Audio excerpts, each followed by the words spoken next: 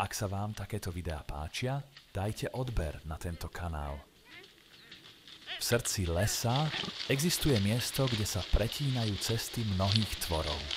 Miesto, ktoré by sme mohli nazvať zvieracou križovatkou. Cez toto miesto denne prechádzajú jelene, daniele, muflóny, diviaky, aj líšky.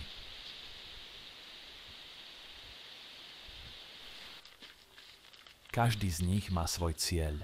Niektorí idú na pastvu, iní sa vracajú do tieňa lesa, no všetci sa na chvíľu stretávajú práve tu, na križovatke ich lesných ciest.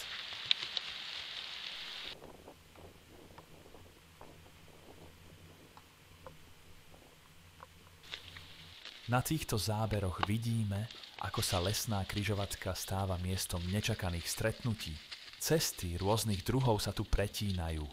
Jelene, daniele, muflóny či líšky sa navzájom míňajú. Občas sa zastavia, obzrú, ako by jeden druh o druhom vedel viac, než sa na prvý pohľad zdá. Nie je to miesto súbojov, ale miesto tichého spolunažívania. Miesto, kde sa životy dotýkajú len na chvíľu, aby sa potom opäť rozbehli do svojich ciest. A práve tu sa objavil aj zvláštny hosť, biely daniel. Jeho svetlá srsť vyniká medzi tieňmi lesa, ako by sa zjavila bytosť z iného sveta. V spomalenom zábere pôsobí ako tichý symbol tohto miesta. Začína jelenia ruja. Obdobie, keď sa les mení. Jelene sú v tomto čase neustále v pohybe. No ich prítomnosť nie je cítiť len pohybom, ale najmä hlasom. Zo všetkých strán sa ozýva ich mocné ručanie.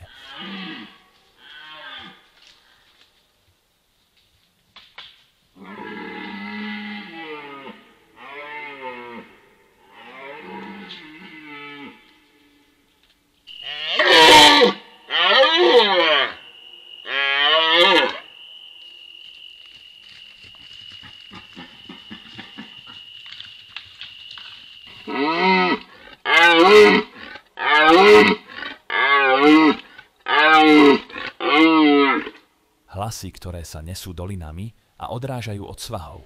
Celý les akby ožil. Všade cítiť napätie, súboje o teritória.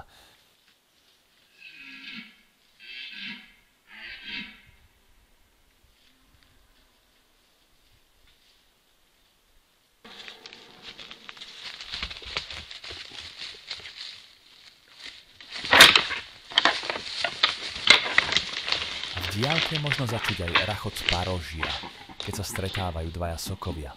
Nie každý však z týchto súbojov odchádza bez následkov. V jednom zo záberov vidíme jelenia, ktorý krýva na zadnú nohu. Tichý dôkaz, že ruja prináša nielen silu a odvahu, ale aj vyčerpanie. Z lesného ticha sa postupne ozývajú nové hlasy.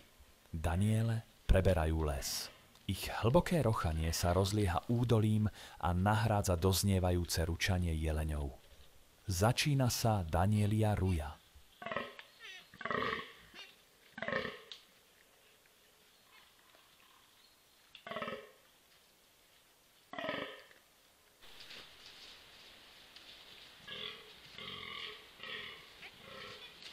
Daniele sa čoraz častejšie objavujú na križovatke, prechádzajú rovnakými cestami, ktoré pred pár dňami patrili jeleňom.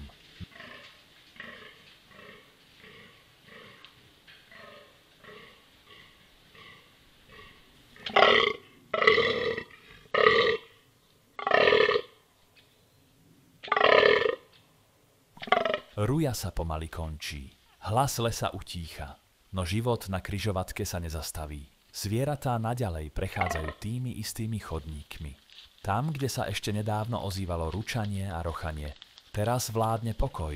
Len stopy v blate pripomínajú, čo sa tu odohralo. Križovatka si žije svojim tempom. Prichádza jeseň a s ňou aj nové výzvy.